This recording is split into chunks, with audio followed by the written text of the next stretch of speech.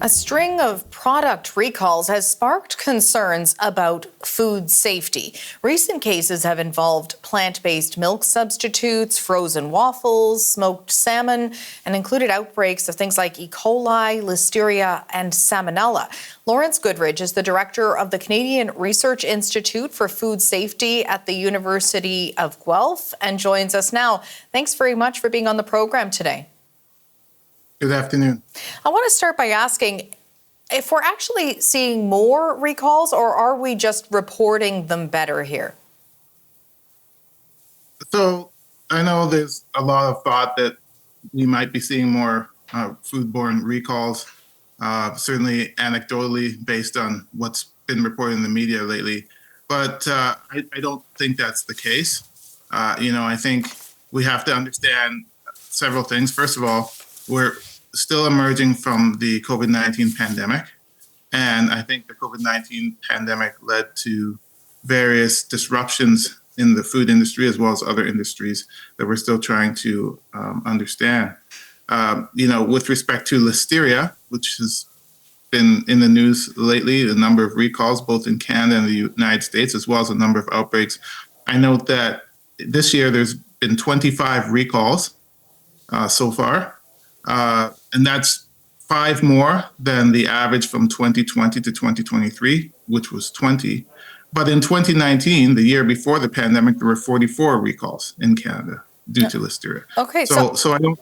Sorry, I don't mean to cut you off, but I just want to pick up on that. So how does that play into then what we're seeing in the food that gets to our shelves and how things have changed over since the pandemic? Well, we're still trying to assess that.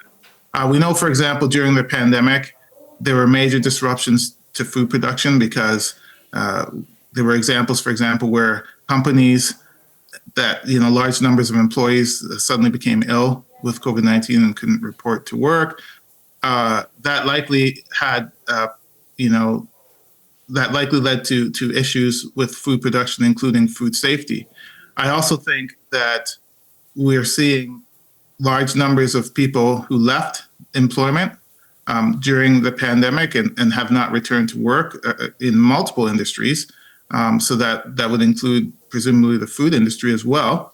And one of the issues with that is that while there are a number of food safety programs in place, and we know that when followed properly will work to reduce the risk of foodborne disease, it does require people who are trained in those procedures. And so when there's a large turnover of employees from companies and a large number of new employees come in and have to be trained, that can lead to potential issues with respect to following food safety guidelines and programs that are in place. Okay, and we know there are so many links in that chain between, the farm and the table when it comes to food production. So how do we then stop this from happening? Where are we lacking? How do we stop this from getting into our food? So there are a number of food safety regulations in place. As I've said, they work. However, it does require the food producing companies to follow those regulations. We know, for example, in the recent outbreak linked to plant-based milk that was caused by Listeria, we know there were breakdowns in the food safety programs and following the food safety programs at the processing plant that was producing that milk. So I always say that we really need the food industry to globally adopt a food safety culture. So that is producing food in a safe manner, not because there are regulations that say that has to be the case, but because it's a necessary thing to do. And we certainly are seeing companies more and more adopting such a food safety culture.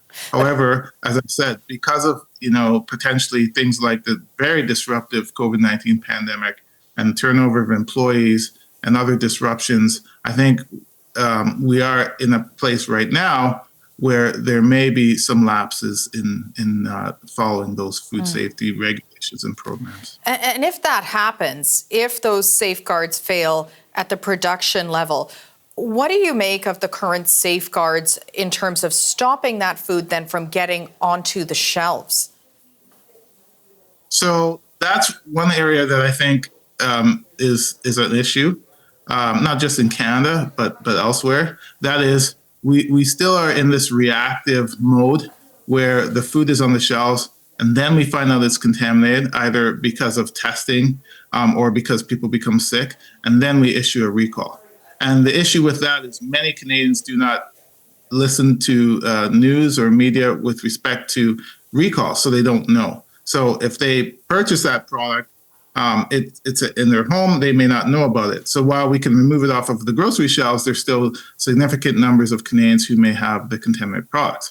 So what we really need to do is come up with ways that we can determine whether a food is contaminated or not before it goes to retail. And certainly there's a great deal of research being done to address that.